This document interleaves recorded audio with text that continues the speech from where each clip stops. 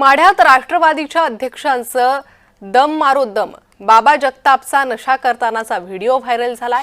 अंजना कृष्णा यांना अजित पवारांना त्याने फोन लावून दिला होता। माढा तालुक्यातील कुरडू येथे अवैध मुरुम उत्खननावर कारवाईसाठी गेलेल्या करमाळ्याच्या पोलीस उपाधीक्षक IPS अंजना कृष्णा यांनी कारवाई थांबवावी म्हणून थेट अजितदादांना फोन लावून दबाव आणणारे माढ्याचे राष्ट्रवादीचे अध्यक्ष बाबा जगताप यांचा नशा करत असतानाचा व्हिडिओ आता व्हायरल झालाय। त्यामुळे सर्व स्तरातून तीव्र संताप व्यक्त होतोय। पक्षातून त्यांच्यावर कारवाई करण्याची मागणी होऊ लागली आहे।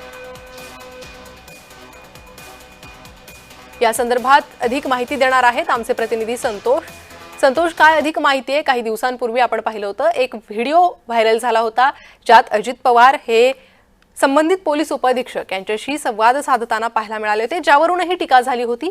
आणि त्यानंतर फोन लावून देणार आहे हे अध्यक्ष राष्ट्रवादीचे अध्यक्ष, त्यांचा हा व्हिडिओ समोर येतोय।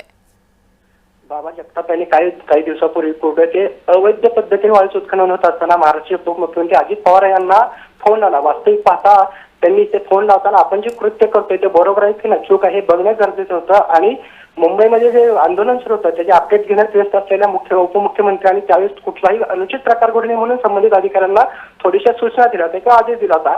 पण त्यावेळेस बाबा जगताप यांनी अजून काय आपण सामाजिक कार्य करतो आहोत, गावाच्या हितासाठी काम करतो असा हा नका।